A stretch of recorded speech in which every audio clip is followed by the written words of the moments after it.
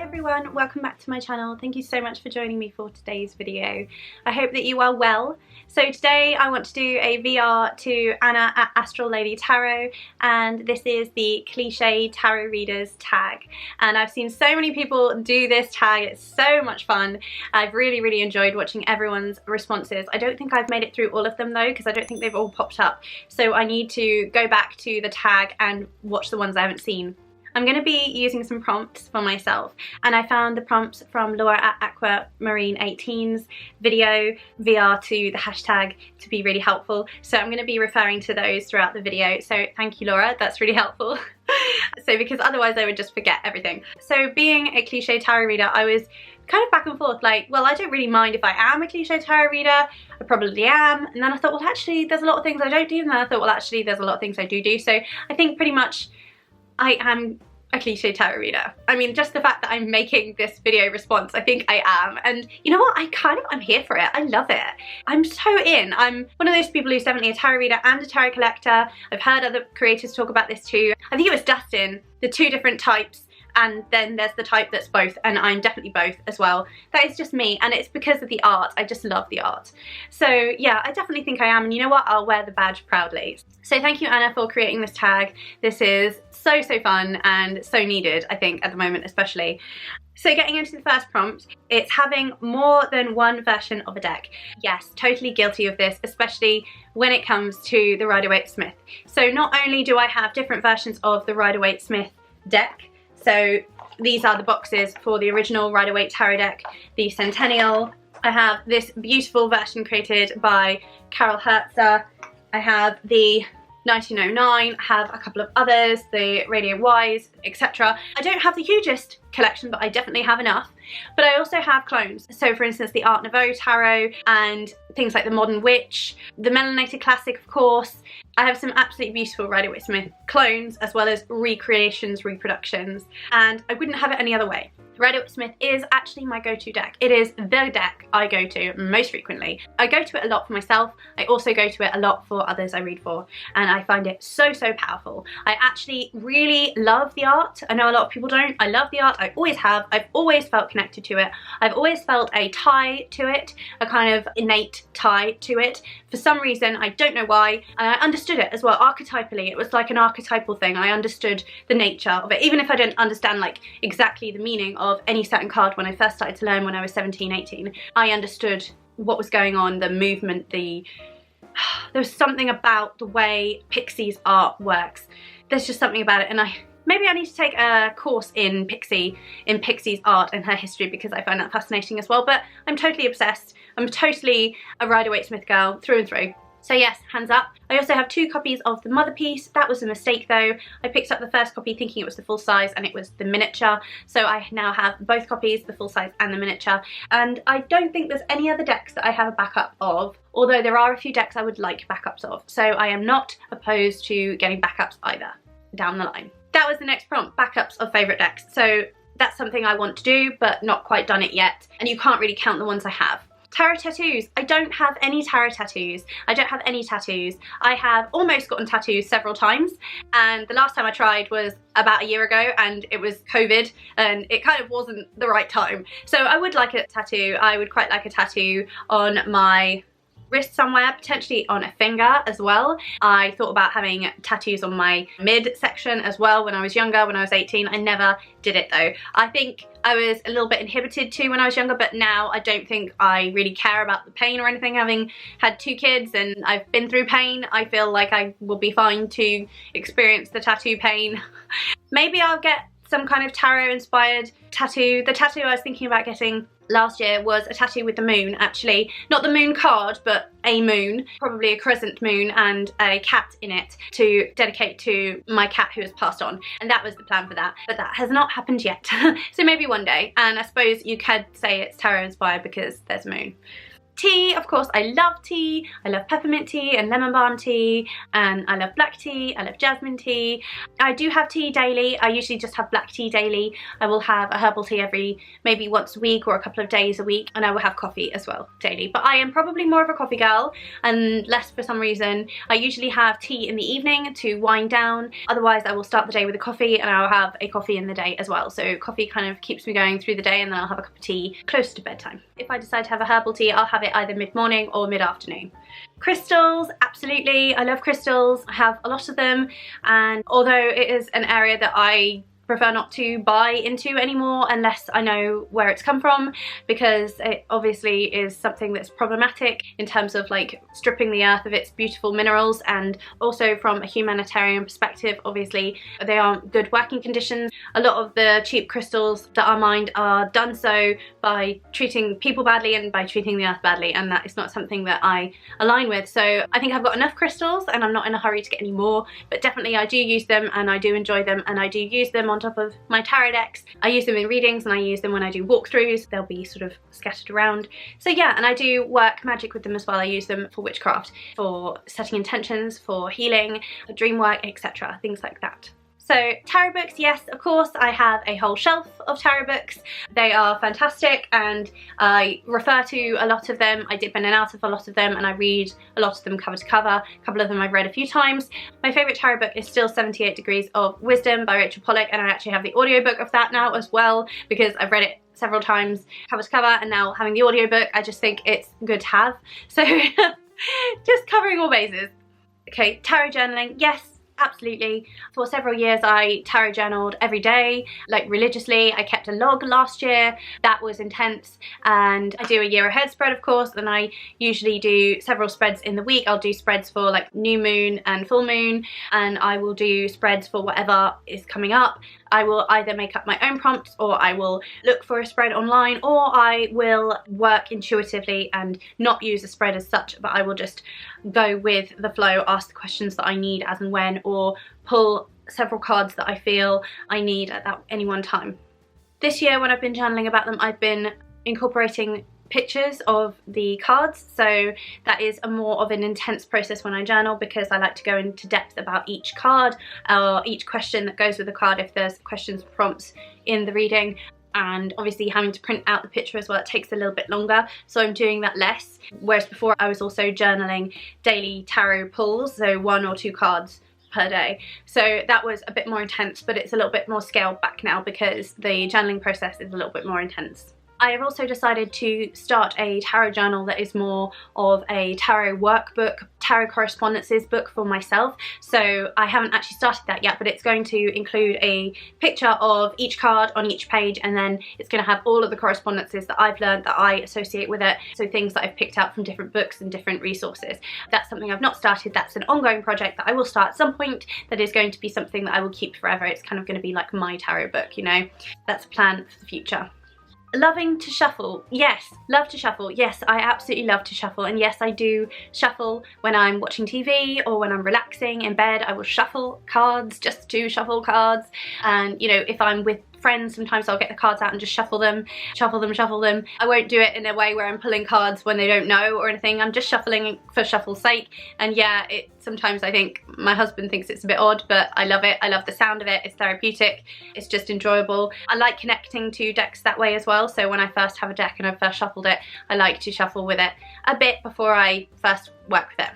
Cardstock Feelings, I don't really have many issues with cardstock. I don't like working with cardstock that is too thick, because then I find it difficult to shuffle.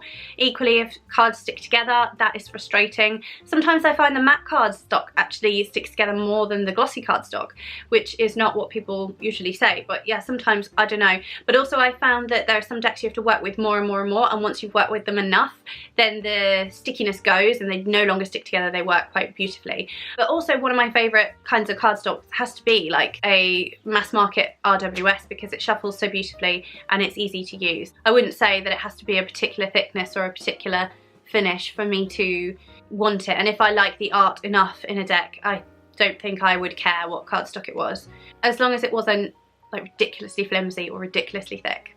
Fairy lights, yes, I have lots around my house. I have some on my altar, I have some in my living room, I have some in my study space, I have some back here, I have some everywhere, and I like to put them on. The ones back here actually have run out of batteries, so I have to change them. That's why they're not on at the moment. But yes, fairy lights definitely all the time. I actually have some up there as well, some little pumpkins. I really go for it in the darker half of the year, so like around September, October, Samhain, Halloween, and then Yule, Christmas time. I absolutely love it. So yeah, completely love them. Candles, yes, I'm a witch, so absolutely always have candles, all types of candles. I prefer to have vegetable wax, soy wax or beeswax candles. I'm not a vegan, but I prefer the soy, but beeswax if it's up against like a toxic candle. The only exception is like expensive fragrance candles from shops, because I'll have those too. So I have spell candles, jar candles, fragrance candles from shops like The White Company or Jo Malone, tea lights, yeah, and bigger spell candles as well. A tarot table or a designated reading space. I don't have this. I read on my bed or in my office space. I do line up tarot cards sometimes on my altar space, but I don't have a lot of space. I would like to have a reading table, definitely. That is something that I would definitely have in future. That would be lovely to be able to leave a big spread out. What I tend to do at the moment is to create the spread, do the reading, sit with it for a few minutes, meditate on it, note down anything that's really, really important, note down what the cards are, take a picture of where they're at, and then I will just pile them up in order before I go to journal, and then I will put them in a little stack up there, unless it's like just 2 cards, in which case I can put them together side by side. I will pop them up there until I can journal about them. Then when I journal about them, I will have my printout, I will lay them back out again in the order and the right side that they were supposed to be. I will write out the questions and write out the cards and write out my interpretations, and that's the way I do it. I tend to do my tarot journaling in this space here, because this is my sacred space.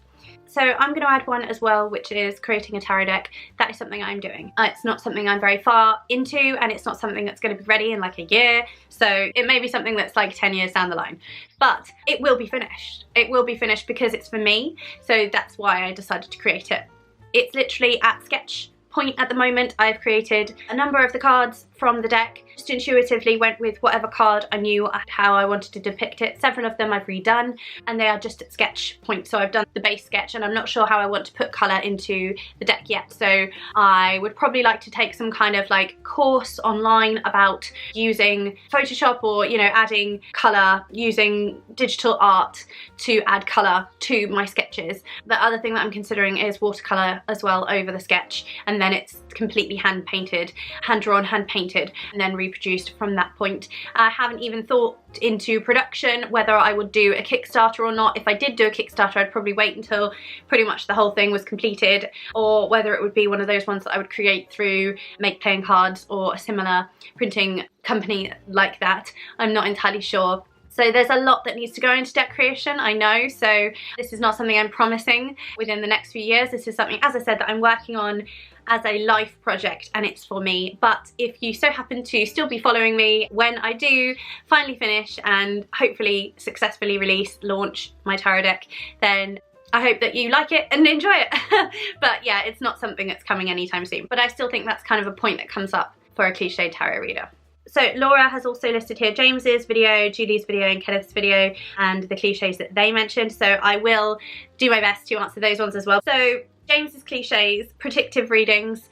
I do think I utilise predictive reading in my tarot reading. I will never set out to do a purely predictive reading, because when I read from a very holistic perspective, and I'm always looking to learn from the cards. I'm always looking at the cards from a neutral perspective. So whether or not it comes in an upright or a reversed way, whether or not the card is considered to be a mainly positive or a mainly negative interpretation, I still focus on the neutrality of it. As in, when I say neutrality, I don't mean I don't look at the good or the bad, but I don't look at it from that kind of binary perspective. Instead, what I try to do is look at the potential risks or pitfalls or areas that this card is speaking to, the themes that are coming up within this card that could be problematic or could be causing me problems or pain or anxiety,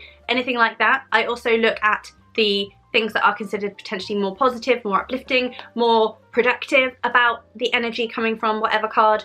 So even if it is upright and it's a really, really typically considered positive card, I will still look at, okay, but what about this? And obviously it depends on what the prompt is, whether you've asked a question, whether you've got a general thing you're asking about, the general energy of something, and then you're pulling cards to look at it. It depends, but it's something that's a very intuitive process for me. So when I read, I'll know. I'll just know. I'll get the intuitive hit and I'll know what that is. And usually it's the first thing that comes, and that's how I know. And so that's the way that I think my reading can be predictive, because I will get hits that are intuitive, or I will get feelings about things that I know, or I will see something, I will visualize something. There is a difference obviously between intuition and, you know, psychic awareness or psychic vision, psychic sight, but I think both play a part in the readings that I do, but it's not exclusively predictive.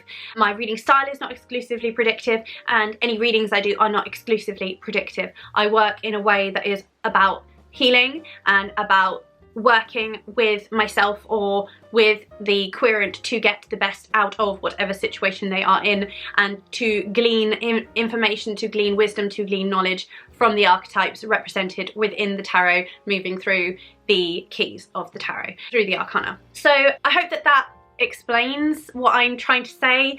Potentially it's confusing.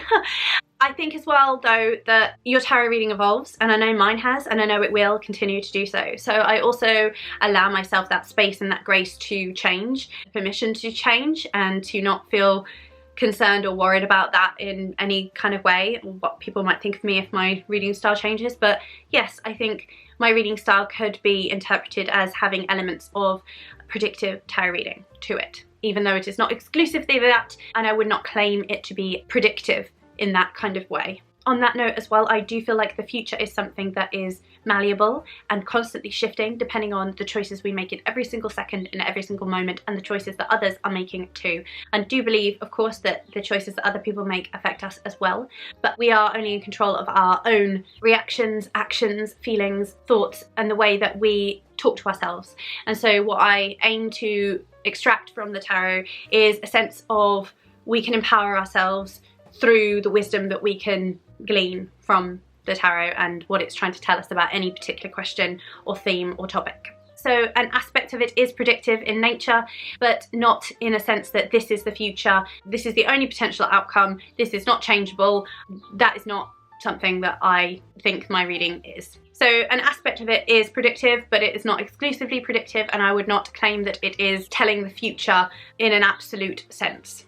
So another one of James's cliches, tarot cloths, bags and boxes. Yes, yes, yes.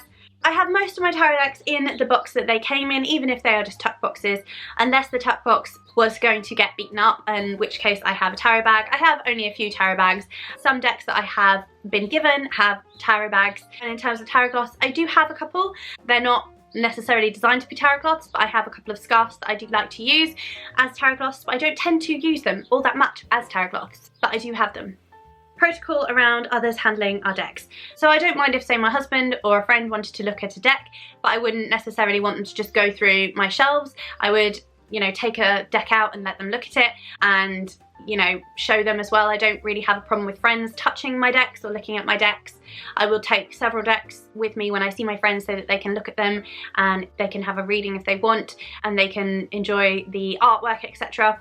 I would usually cleanse the deck though that had been touched by someone else or handled or used by someone else or used for someone else in a reading. I would usually cleanse a deck. I tend to use my own breath to cleanse my decks more often than anything else, or incense or smoke cleansing with a homemade smoke cleansing bundle. I will use that as well. So yeah, those are the most frequent ways I would cleanse a deck, but yeah, when I'm on the go especially, I will give the deck a good blow. Literally like that, all over the deck. And that does it, that clears the deck for me. Starting with the Smith weight, yes, absolutely, I did, and I don't have any regrets. That's it. I think I've explained myself enough when it comes to the Rider-Waite Smith and my love for it. Starting with the Celtic Cross, no, I didn't. I did use the Celtic Cross a little bit. I still do use the Celtic Cross as inspiration sometimes, but I rarely use it fully anymore. But I never really started with it either. I started with 3 card spreads really and extended from there. But I do think it's a good spread. I do think it's a good spread.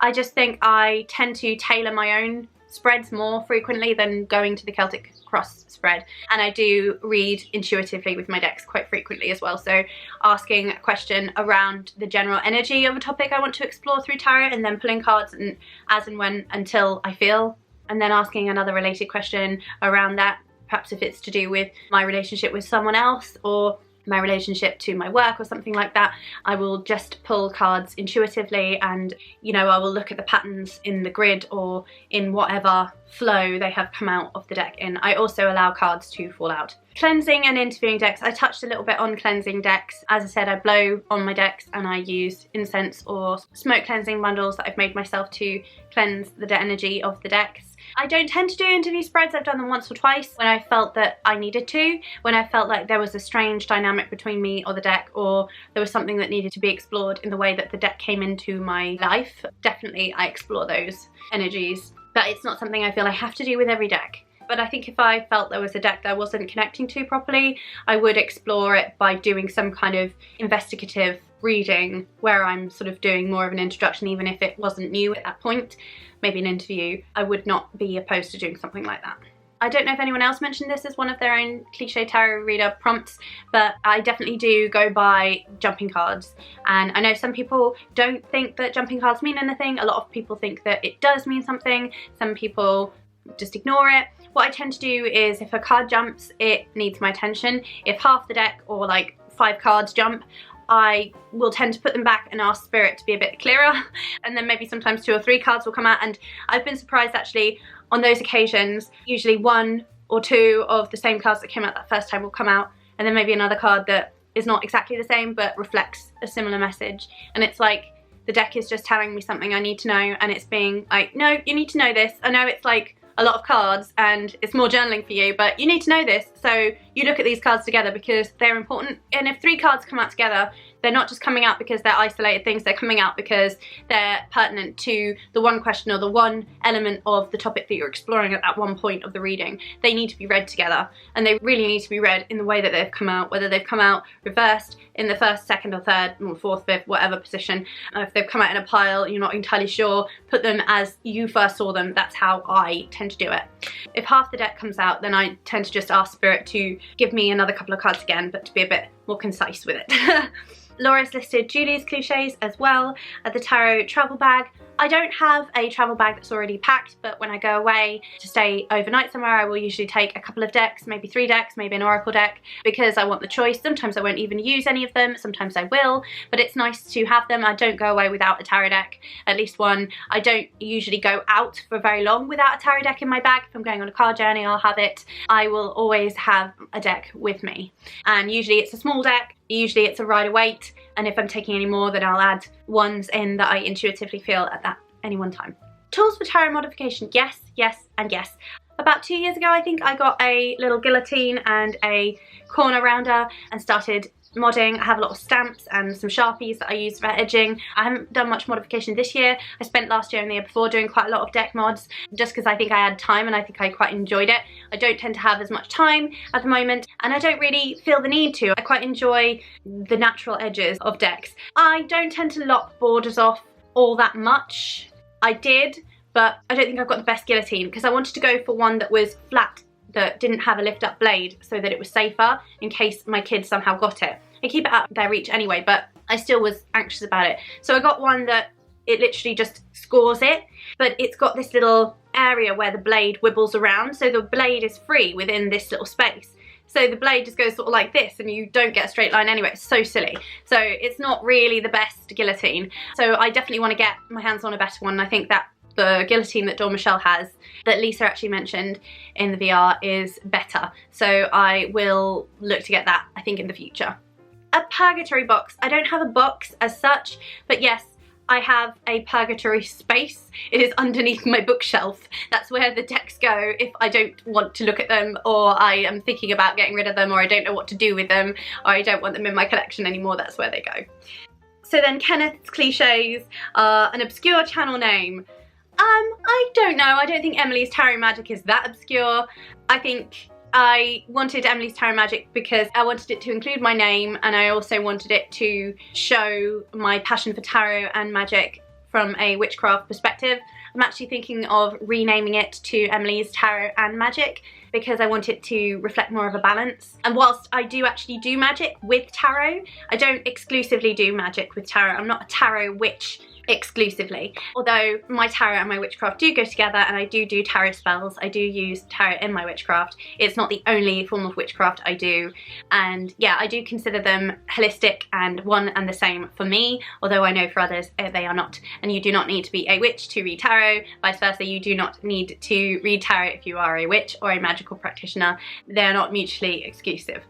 Unboxings, yes, yes, yes. I love watching unboxings and I love creating unboxings. They are really, really fun, really, really great if you want to get to know a deck, if you're not sure if you want to pick up a deck, and really, really nice to see how different readers read as well with their decks. I think it's a lovely, lovely way to share your joy for decks on YouTube and to get to know other tarot readers and content creators on YouTube. Box tapping, yes. I love that. I think I do that a lot with my decks. And I think a lot of people probably do. It's funny. Discussing packaging and extras, yes, and I think that's important. I think that some people like to keep their decks in the boxes on shelves like I do. Other people do not. Other people like to keep them in bags, I think, or in wooden boxes. But I like mine in the box, and I think that it's important to talk about packaging and the quality of the packaging and the extras that you get as well, because some people like to use them. You know, if you get those tarot cloths or tarot bags or those fold-out papers with tarot spreads on them, or anything from Kickstarters like enamel pins or stickers, I think they're fun and they are enticing and they're just lovely to talk about if you have backed a deck or if you bought a deck. Impulsive Kickstarter backing, yes, yes, yes, yes. Sometimes I will go from one to the other to the other and then I like backed 3 decks within one day and I'm like, whoa, I need to slow down. Yeah, so it's something that actually I'm kind of grateful for. I tend to miss quite a few. I'm subscribed, I am on the site regularly looking, but for some reason there's quite a few that I miss, and even though I watch all of like the update videos from different people, there's always a deck that I will miss. So recently I stumbled on the new, I think is it the Literary Tarot, and I was umming and ahhing about it for a while, and then I thought, you know what, I just need to get it, I just need to back it, because it's one of those decks that I'm just going to literally regret it if I don't. But the only reason I found that was because it was recommended below another one that I'd backed. So I think you probably get notified more and more the more you back. I think I kind of quite like that I don't always see certain decks, and I know that means I'll miss out, but I think part of me knows that's good for me to miss out on a few. But then there are some that I find and I'm so glad I didn't miss out on them. So, but definitely, yeah, Kickstarter is dangerous and incredible, such an incredible thing. I'm so happy that some of these decks made it into my collection and that I was able to support them. It's fantastic. Buying decks discovered in Antihauls. This is what Lisa was referring to. This is one of Kenneth's cliches. Yes, I completely have bought decks that other people have anti-hauled or have decided are not right for them. And yes, Lisa, your anti-hauls, definitely. I actually really enjoy them because I think that listening to another reader, another collector, decide whether or not it's right for them helps you to process some of the reasons why it may or may not be right for you too. And you kind of make your decision with them. And sometimes you agree, and sometimes you think, well, actually, I don't have some of the decks that that person has, or I actually find that it would be different because I'd work with the deck like this, not like that. So you might want a deck or feel that you need a deck in your collection for a different reason than the other person was considering it for even. And so it's just really, really nice. And again, it goes back to something I talk about quite a lot, which is something I find so fascinating, which is how we each individually create relationships with and to our decks and the artwork in the decks, and how our relationship forms and grows with those decks. And I just find it so incredibly beautiful, to be honest with you. And I find that fascinating, and I love that we're all different in that way, but we also find this incredible way to relate to each other, like with hashtags like this that Anna has created. You know, it taps into this zeitgeist of our community that I just love, and it makes me smile, it makes me so happy, it makes me feel really at home and joyful. So definitely this hashtag has been fantastic. Thank you so much, Anna. I will link Anna's video below. I will link the other channel's videos below that I have mentioned during this video, and I will also leave a link to the playlist so you can see everyone else's videos, VRs to this hashtag as well. This has been such fun. Thank you so much, Anna. I absolutely love exploring all of the different tarot decks out there and our relationships to tarot decks and our relationships to one another and the ways in which we read. I love, love, love it. It is life-giving, it's life-affirming, it's just pure joy for me. So I'm in my happy place. I have my cat. I'm a CLICHÉ tarot reader. How about you? I'd love to hear. Let me know in the comments box below. Do a VR, even if you're not on YouTube, maybe you could do a VR on Instagram or something. You know, I think it's so much fun. Get involved. Leave me a comment below, share it with anyone who hasn't seen this hashtag or anyone you think would find it interesting or fun. Go watch everyone else's videos as well. Like the video if you enjoyed it, and if you'd like to see more from me around tarot, witchcraft, magic, spirituality and other related topics, then please do think about subscribing. While subscribing, don't forget to hit that little bell notification, because that's how YouTube is gonna let you know when I create and upload videos just like this. So with all of that said, thank you again so much for joining me. I hope that you stay well and safe and have a wonderful rest of your day, and I look forward to seeing you again in another video really soon. Take care. Bye. Mwah.